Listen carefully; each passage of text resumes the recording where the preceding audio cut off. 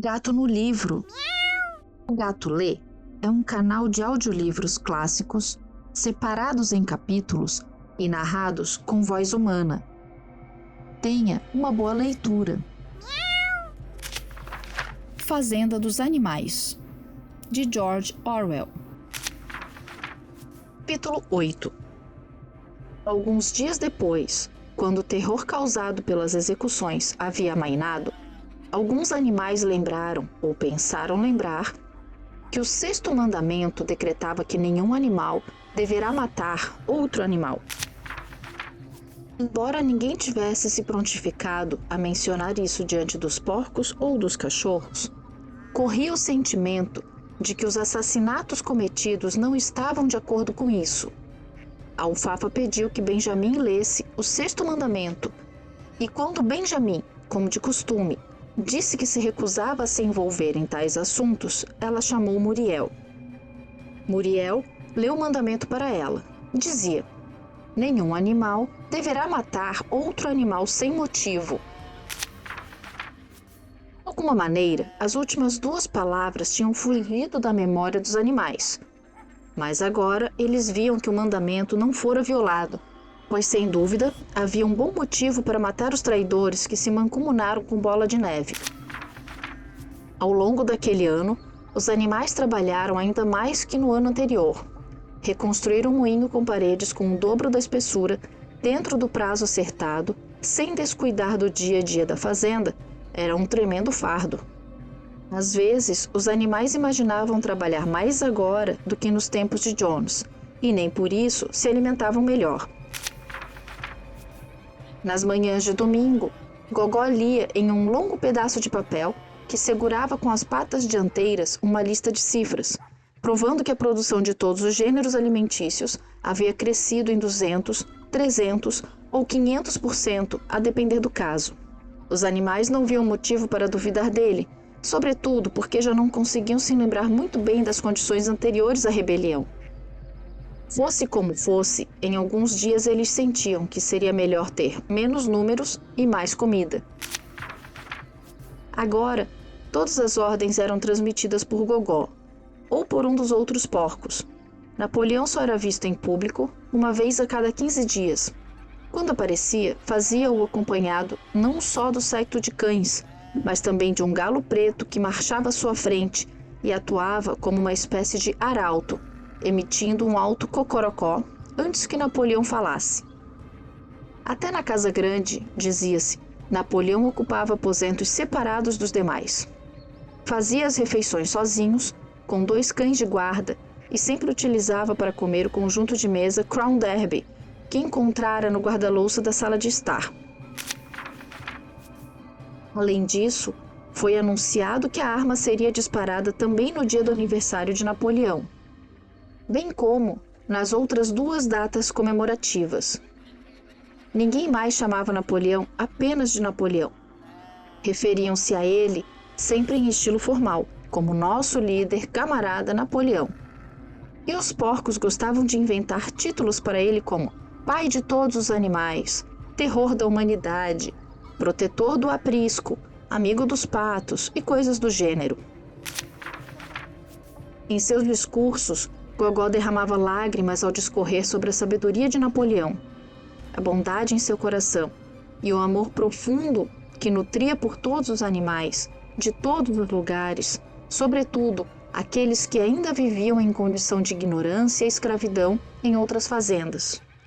Tornara-se de praxe atribuir a Napoleão o crédito por qualquer feito exitoso ou golpe de sorte.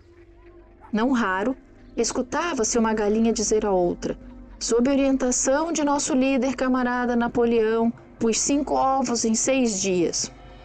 Ou 2 vacas que, enquanto bebiam no açude, comentavam: graças à liderança do camarada Napoleão, esta água é muito saborosa.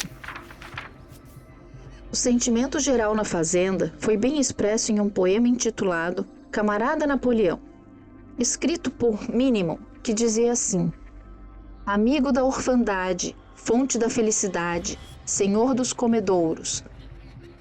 Ah, como meu coração, ao vê-lo, arde em fogo vivo. o olhar calmo e impositivo, como o sol no céu altivo, camarada Napoleão. Sois vós o provedor das razões de nosso amor, pança cheia noite e dia, palha limpa em todo o chão. Todo bicho, grande ou pequeno, dorme calmo sobre o feno, porque vosso zelo é pleno, camarada Napoleão.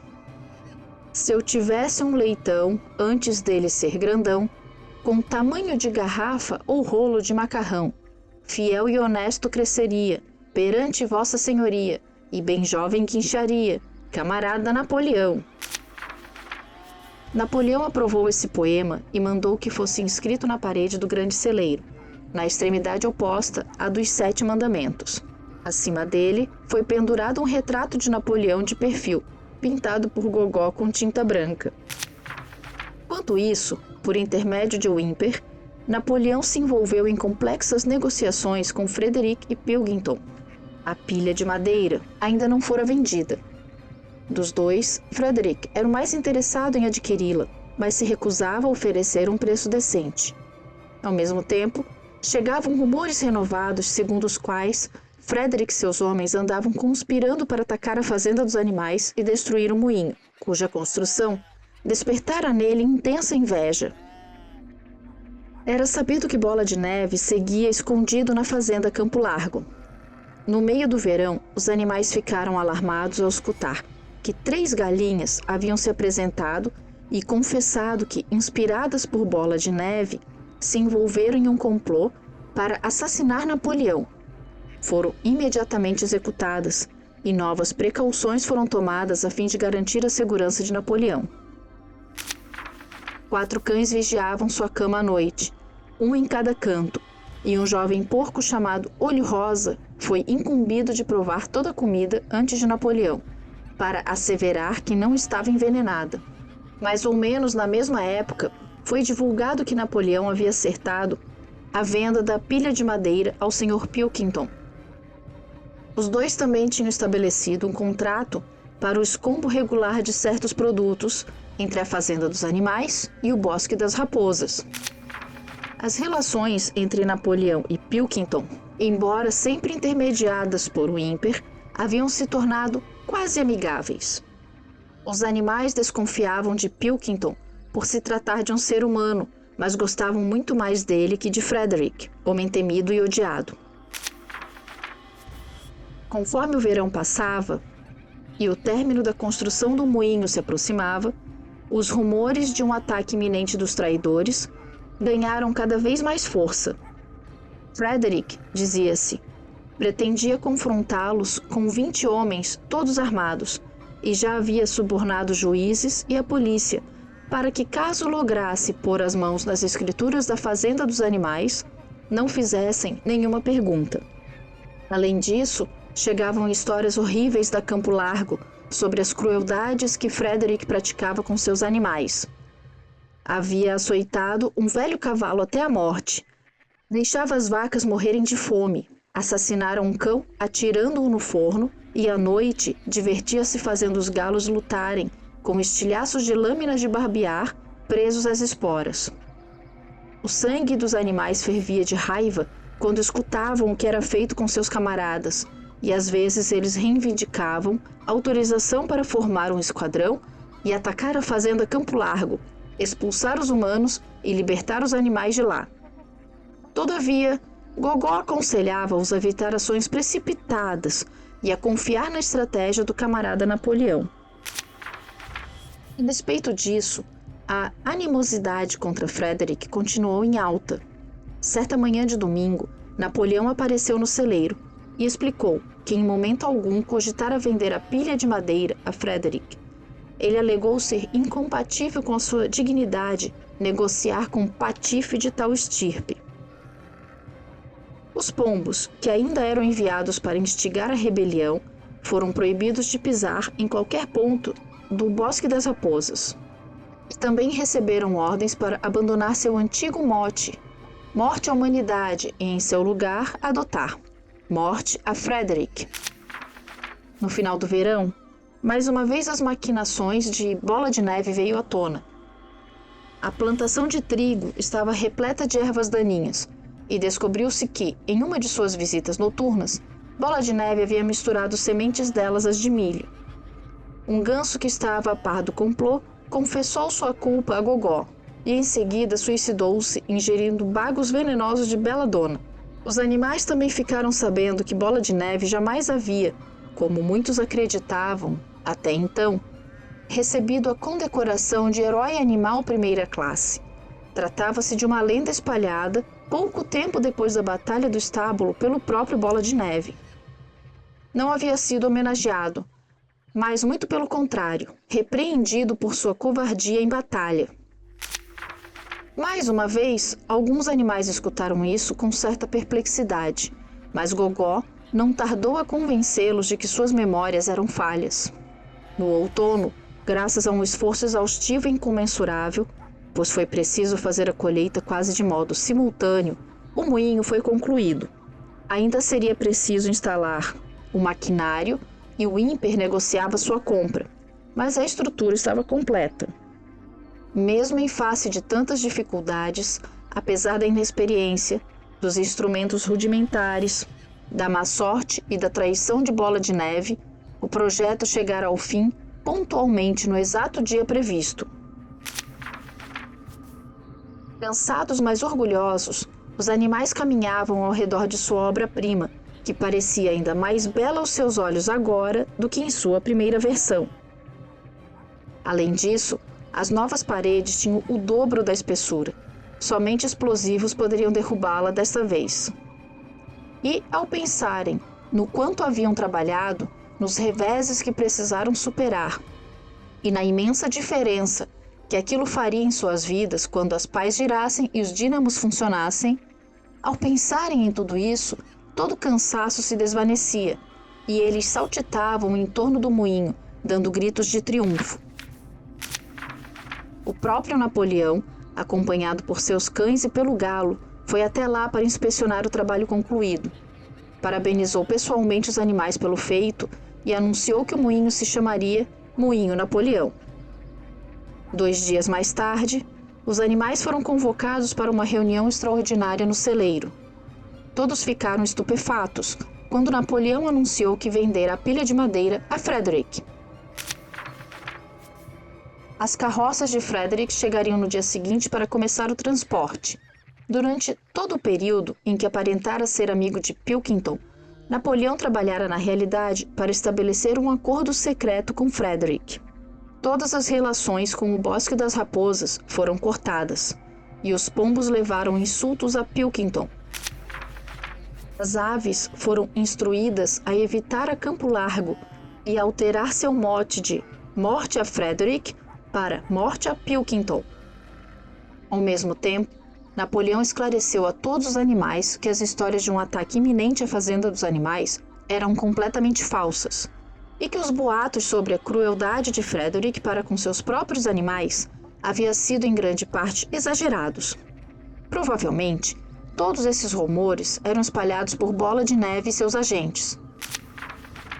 Agora, tudo indicava que, no fim das contas, Bola de Neve não andara escondido na fazenda Campo Largo e, na verdade, jamais pusera os pés lá.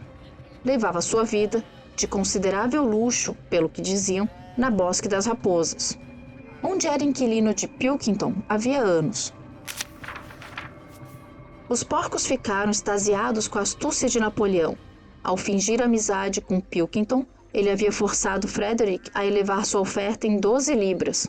Mas o caráter superior da mente de Napoleão, disse Gogó, levava-o a não confiar em ninguém, nem mesmo em Frederick. Frederick tentara pagar pela madeira com algo chamado cheque, que aparentemente era um pedaço de papel em que estava escrita uma promessa de pagamento. Mas Napoleão era esperto demais para isso. Exigira o pagamento em notas reais de 5 libras, a serem entregues antes que a madeira fosse retirada. Frederick já havia feito o pagamento e a soma recebida era exata e suficiente para o maquinário do moinho. Enquanto isso, a madeira era levada a toque de caixa. Após transportarem tudo, outra reunião extraordinária foi convocada no celeiro para que os animais inspecionassem as cédulas de Frederick. Rindo beatificamente e ostentando suas 2 condecorações, Napoleão repousava sobre uma cama de palha em cima de uma plataforma, com todo o dinheiro ao seu lado, cuidadosamente empilhado em um prato de porcelana da cozinha da casa grande. Os animais passaram em fila ao lado dele, devagarinho, e todos se fartaram de tanto olhar. Guerreiro espichou o nariz para farejar as cédulas, e os frágeis papeizinhos brancos se moveram e farfalharam com a sua respiração. 3 dias depois deu-se um terrível rebuliço. Whymper, parecendo morto de tão pálido, veio depressa pela estrada, montado em sua bicicleta, que largou no quintal antes de correr direto para a casa grande. No instante seguinte, um sufocante rugido de raiva ressoou nos aposentos de Napoleão. A notícia do ocorrido se alastrou pela fazenda, feito um incêndio florestal. As cédulas eram falsas. Frederick levara madeira em troco de nada. Napoleão reuniu os animais imediatamente e, com uma voz terrível, condenou Frederick à morte. Após ser capturado, disse, Frederick seria cozinhado vivo. Também alertou os animais, pois, depois de tal ato de traição, eles deviam esperar pelo pior. Frederick e seus homens poderiam empreender o tão esperado ataque a qualquer momento. Sentinelas foram posicionados em todos os acessos à fazenda. Além disso, 4 pombos foram enviados a Bosque das Raposas com uma mensagem conciliatória que, esperava-se, restabeleceria as boas relações com Pilkington. O ataque veio já na manhã seguinte.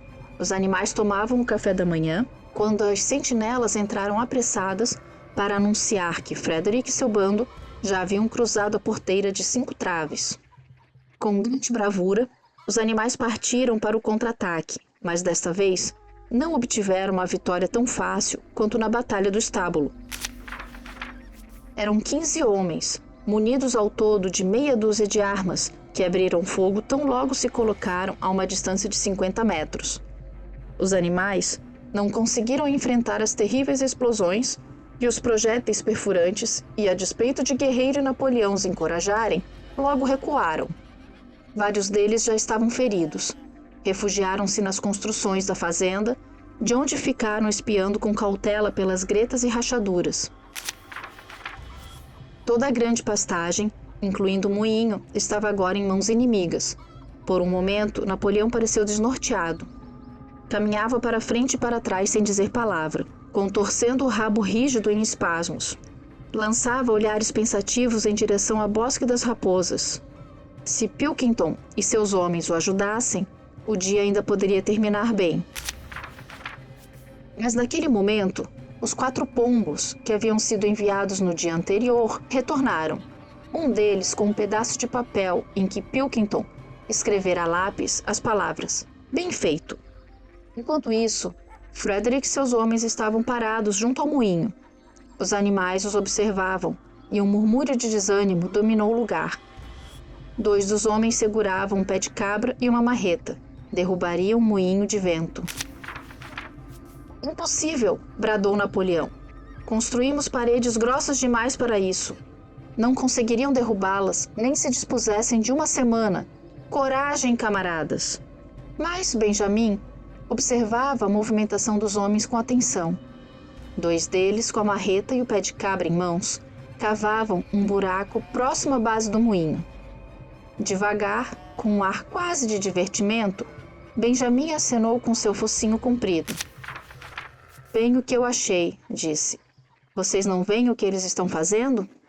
Daqui a pouco vão encher o buraco com uma carga de explosivos." Os animais esperaram aterrorizados. Agora era impossível se aventurar para além do abrigo das construções. Passados alguns minutos, viram os homens correrem em todas as direções. Então, escutaram um estrondo ensurdecedor. Os pombos rodopiaram no ar e todos os animais, exceto Napoleão, se agacharam de barriga para baixo e cobriram o rosto. Quando se levantaram outra vez, uma imensa nuvem de fumaça preta subia do local onde antes estivera o moinho. A brisa se dissipou lentamente. O moinho já não existia. Diante dessa cena, os animais recobraram a coragem. O medo e o desespero que sentiam um momento antes foram esmagados pela raiva perante aquele ato vil e desprezível. Um poderoso clamor de vingança se ergueu de suas gargantas, e sem esperar por mais ordens, eles investiram juntos contra o inimigo em um grupo coeso. Desta vez, ignoraram as balas cruéis que choviam sobre suas cabeças feito granizo. Foi uma batalha selvagem e amarga. Os homens atiraram diversas vezes e, quando os animais chegaram perto, avançaram em sua direção com pedaços de pau e botas pesadas. Uma vaca, 3 ovelhas e 2 gansos foram mortos, e quase todos os animais ficaram feridos. Até Napoleão, que coordenava as ações na retaguarda, teve a ponta do rabo ferida por um projétil. Mas os homens tampouco saíram incólumes. 3 tiveram o crânio partido pelos coices de guerreiro. Outro foi escornado na barriga pelo chifre de uma vaca. Um quinto teve as calças quase arrancadas por Nina e Margarida. E quando os homens viram os 9 cães guarda-costas de Napoleão uivando ferozes, surgirem por ordem do próprio para que dessem a volta, ocultados pela sebe, o pânico tomou conta dos invasores. Perceberam que corriam risco de acabar cercados. Frederick gritou para seus homens fugirem enquanto era tempo, e os covardes inimigos correram por suas vidas. Os animais os perseguiram até os limites do campo e ainda acertaram os últimos coices, enquanto eles se embrenhavam por uma abertura na cerca. Tinham vencido, mas estavam exaustos e feridos. Aos poucos, começaram a se arrastar de volta à fazenda. Alguns foram às lágrimas ao verem os cadáveres de seus camaradas estendidos na grama. Passaram algum tempo inertes e envoltos em um pesaroso silêncio, no ponto onde antes ficava o moinho. Sim, o moinho estava no chão. Quase todos os vestígios de seus esforços haviam desaparecido. Até as fundações foram parcialmente destruídas. E desta vez, não seria possível reconstruí-lo com as pedras caídas, como haviam feito antes. Desta vez, as pedras também tinham desaparecido. A força da explosão as arremessara a centenas de metros. Era como se o moinho jamais houvesse existido. Quando se aproximavam da fazenda, Gogó, que inexplicavelmente estivera ausente durante o embate, veio saltitando em sua direção balançando o rabo, radiante de satisfação. E os animais escutaram o estrondo solene de uma arma vindo da direção das construções. "Por que deram esse tiro?" perguntou o guerreiro. "Para comemorar nossa vitória", bradou Gogó. "Que vitória?" disse Guerreiro. Seu joelho sangrava e ele havia perdido uma ferradura. Tinha um casco rachado e uma dúzia de projéteis alojados na pata dianteira. "Como que vitória, camarada? Não afugentamos o inimigo de nossa terra, a sagrada terra da fazenda dos animais? Mas eles destruíram o moinho. Trabalhamos duro por 2 anos para construí-lo. E daí? Construiremos outro moinho. Construiremos 6 moinhos se quisermos. Você não entende, camarada, a grandeza do que acabamos de realizar? O inimigo ocupava este mesmo ponto em que agora nos encontramos. E agora, graças à liderança do camarada Napoleão, reconquistamos cada palmo de solo. Então, conquistamos o que já tínhamos antes, disse Guerreiro. Essa é a nossa vitória, decretou Gogó. Os animais cambalearam devagar até o quintal. Os projéteis incrustados na perna de Guerreiro ardiam dolorosamente. Ele via no horizonte o peso do trabalho de reconstruir o moinho desde as fundações. E já imaginava estar preparado para a tarefa. Mas, pela primeira vez, lhe ocorreu que ele tinha 11 anos, e talvez seus grandes músculos já não fossem mais como haviam sido um dia. Porém, quando os animais viram a bandeira verde tremular, ouviram outra vez a arma disparar. Ao todo, foram 7 disparos, e escutaram o discurso de Napoleão, congratulando-os por sua conduta. Acabou-lhes parecendo que, de fato, haviam obtido uma grande vitória. Os animais caídos em batalha receberam um funeral solene. Guerreiro e Alfafa puxaram a carroça, que fez as vezes de carro funerário, e o próprio Napoleão encabeçou a procissão. 2 dias inteiros foram reservados para as celebrações. Houve música, discursos e mais disparos da arma. E cada animal recebeu uma maçã como um presente especial. 50 gramas de milho, no caso das aves, e 3 biscoitos, no caso dos cães. Anunciou-se que a batalha seria doravante chamada de Batalha do Moinho, e que Napoleão havia criado uma nova condecoração, a Ordem da Bandeira Verde, que concedera a si próprio. Em meio ao regozijo geral, o infortúnio que envolvia as cédulas falsas acabou esquecido. Alguns dias mais tarde, os porcos encontraram um barril de uísque no porão da casa grande. Ele passara despercebido quando se mudaram para lá. Naquela noite, chegou da casa grande o som de uma cantoria em voz alta que, para surpresa de todos, incluía a melodia Bichos da Inglaterra. Por volta das 9h30, viu-se Napoleão sair pela porta dos fundos, trajando um chapéu coco que pertencera ao Sr. Jones. Ele trotou depressa pelo jardim e voltou a desaparecer no interior da casa, mas pela manhã um silêncio profundo pairava sobre a casa principal. Nenhum porco parecia se mover. Já eram quase 9 quando Gogó apareceu, caminhando devagar e desanimado. Os olhos opacos, o rabo caído atrás do corpo, parecendo estar bastante doente. Ele convocou os animais e comunicou que tinha uma notícia terrível para compartilhar. O camarada Napoleão estava morrendo. Ergueu-se um grito de lamento. Colocaram palha junto às portas da casa grande e os animais passaram a andar na ponta dos pés. Com lágrimas nos olhos, perguntavam-se o que fariam caso perdessem seu líder. Circulou o rumor de que Bola de Neve enfim lograra envenenar a comida de Napoleão. Às 11h, Gogó saiu para fazer um novo anúncio. Como seu ato final no mundo dos vivos, o camarada Napoleão emitira um decreto solene. A ingestão de álcool seria punida com a morte. À noite, contudo, Napoleão parecia estar um tanto melhor. E na manhã seguinte, Gogó trouxe a boa nova de que o líder vinha se recuperando bem. Nessa mesma noite, Napoleão voltou ao trabalho e no dia seguinte descobriu-se que ele havia instruído o ímper a comprar em Wellington alguns livretos sobre fermentação e destilação. Uma semana mais tarde, Napoleão deu ordens para que o pequeno pasto atrás do pomar, que antes seria destinado aos animais aposentados, fosse lavrado. Informou-se que o pasto estava exaurido e era preciso ressemeá-lo, mas logo os animais ficaram sabendo que Napoleão pretendia plantar cevada ali. Por volta dessa época, ocorreu um estranho incidente que quase ninguém conseguiu entender. Certa feita, por volta da meia-noite, os animais escutaram um estrondo no quintal e saíram correndo de suas baias. Era noite de lua cheia. Diante da parede dos fundos do grande celeiro, a mesma em que estavam escritos os 7 mandamentos, havia uma escada quebrada ao meio. Ao seu lado, estrebuchando e momentaneamente atordoado, estava Gogó. Junto dele havia um lampião, um pincel e um balde de tinta virado de ponta cabeça. Os cães formaram imediatamente um círculo ao redor de Gogó e o acompanharam de volta à casa grande tão logo conseguiu andar. Nenhum dos animais tinha a mínima ideia do que significava aquilo, exceto pelo velho Benjamin, que acenou com um focinho e ar de reconhecimento. Ele pareceu entender, mas não disse nada.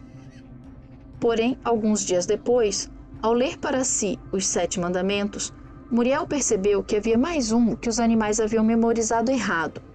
Eles pensavam que o 5º mandamento dizia: nenhum animal deverá consumir álcool, mas se esqueceram de 2 palavras.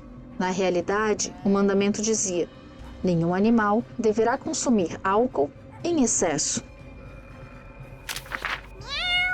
Obrigada por nos acompanhar neste capítulo. Se você gostou, curta e compartilhe este vídeo. E aproveite para deixar nos comentários sugestão de livros para nossa próxima leitura. Para adquirir esta e outras obras, basta clicar no link do gato na descrição dos nossos vídeos. Até o próximo capítulo.